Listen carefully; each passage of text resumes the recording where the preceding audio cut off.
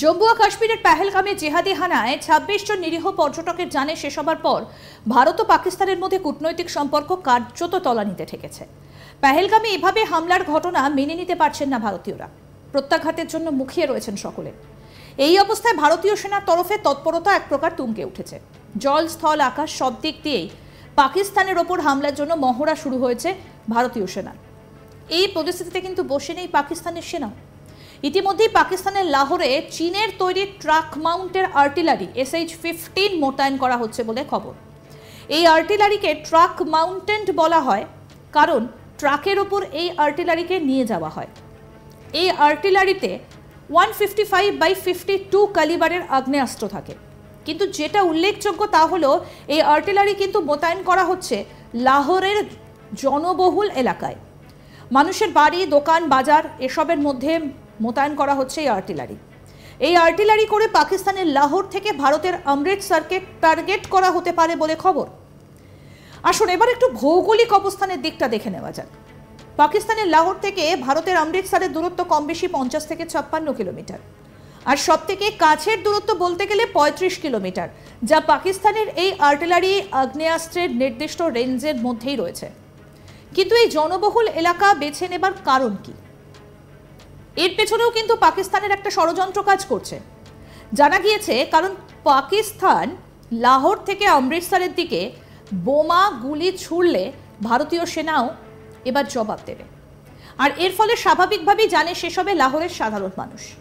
আর পাকিস্তান তখন আমেরিকা এবং রাষ্ট্রসংঘকে বলতে পারবে যে ভারত যেন প্রত্যাঘাত বন্ধ করে, কারণ ভারতের হামলায় পাকিস্তানের সাধারণ মানুষের প্রাণ যাচ্ছে।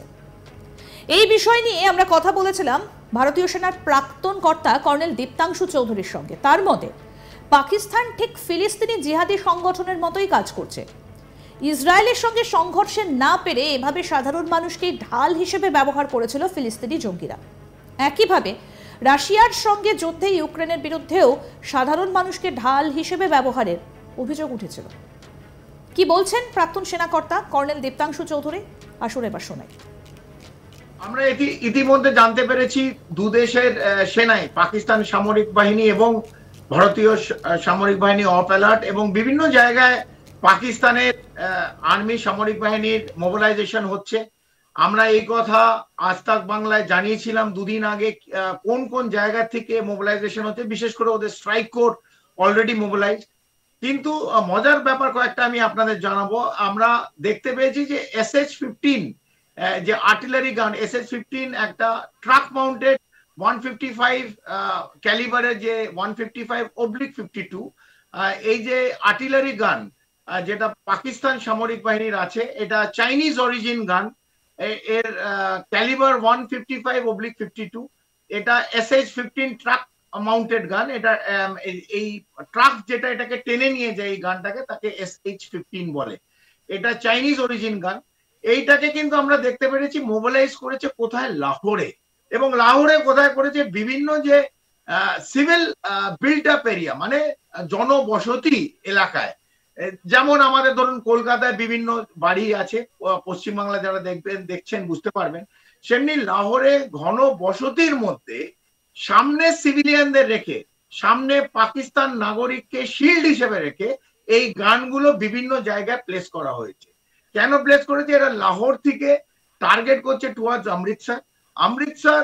লাহোর থেকে অমৃতসর অ্যাপ্রক্সিমেটলি অ্যাবাউট 50 থেকে 56 কিলোমিটার, এবং সবচেয়ে কাছের যে লাহোর থেকে অমৃতসর, যেটা একদম লাহোরের টিপ থেকে, সেটা অ্যাবাউট 35 কিলোমিটার, যেটা এই মিডিয়াম গানের রেঞ্জের মধ্যে। কিন্তু সেই জায়গা থেকে যদি, যেহেতু ওরা আমাদের দিকে আঘাত করবে, সামরিক বাহিনী প্রত্যাঘাত আসবে, এবং যখন মিসাইল অ্যাটাক হবে অথবা ভারতবর্ষের অমৃতসর ইন্টারন্যাশনাল বর্ডার থেকে যখন অ্যাটাক যাবে আর্টিলারি গান টুয়ার্ডস লাহোর, এগুলো পড়বে কোথায়? এগুলো পড়বে হচ্ছে একবারে জনবসতি এলাকায়। একবারে হামাসের যে টেমপ্লেট, সেই টেমপ্লেট কিন্তু পাকিস্তানের সামরিক বাহিনী ফলো করছে, যাতে সিভিলিয়ান অ্যাডমিনিস্ট্রেশন, সিভিল পাকিস্তানের সাধারণ নাগরিকের এবং তাদের বসতি যেখানে আছে, বাড়ি ঘর দোর, এগুলো আমাদের আর্টিলারি গান যখন হবে সেটা তো দেখবে না কোন জায়গায়, লাহোরে বর্ষণ হবে। এবার যখন 50 অথবা 100টা আর্টিলারি ভারতের তরফ থেকে বর্ষণ হবে, গোলা বর্ষণ হবে বিভিন্ন আমাদের Bofors, medium guns, medium range guns এরা, এবং ধরুন মাল্টি প্যারেল রকেট লঞ্চার্স MBRL, যখন লাহোরে এই 50-100টা ফায়ার ইউনিটস যখন ফায়ার করবে, এই ঘন জনবসতি যেখানে আছে সেখানে কিন্তু এই বাড়িগুলোর মধ্যে আঘাত আসবে, টোটাল এই যতগুলো, এবং সিভিলিয়ান ইনজুরি অথবা ফেটাল ইনজুরি হবে। এটাই পাকিস্তান চায়। তাই সামনে মানে এত হাস্যকর, সামনে সাধারণ পাকিস্তান নাগরিকদের ওরা শিল্ড বানিয়ে এই আর্টিলারি গানগুলো সিভিল বিল্ট আপ এরিয়ায় প্লেস করেছে, যাতে ভারত যখন প্রত্যাঘাত করবে এই গোলাগুলো সিভিল এরিয়া পড়বে এবং এই বাড়িগুলো সাধারণ মানুষের ওপর পড়বে এবং একটা ফেটাল ক্যাজুয়ালিটি হবে। তখন এরা কি করবে? দৌড়ে যাবে এদের বড় কাকা ইউনাইটেড স্টেটস অফ আমেরিকা, এর বড় কাকা প্রেসিডেন্ট ট্রাম্পের কাছে হাত জোর করবে, ভারত কি বন্ধ করতে বলো।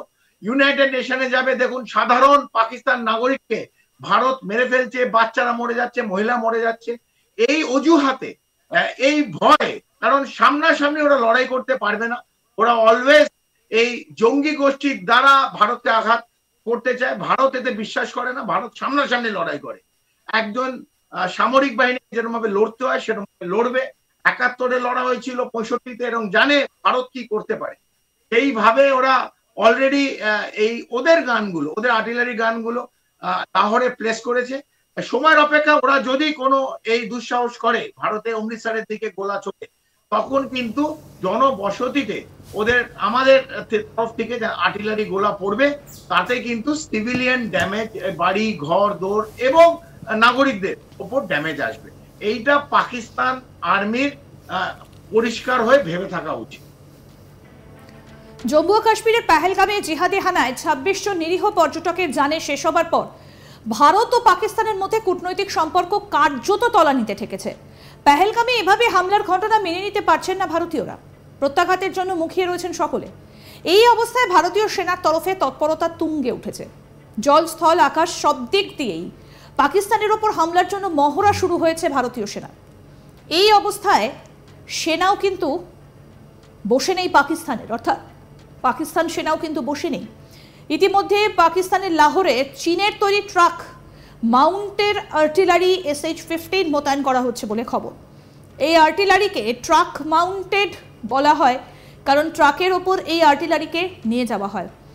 এই আর্টিলারিটিকে 155x52 ক্যালিবারের আগ্নেয়াস্ত্র থাকে।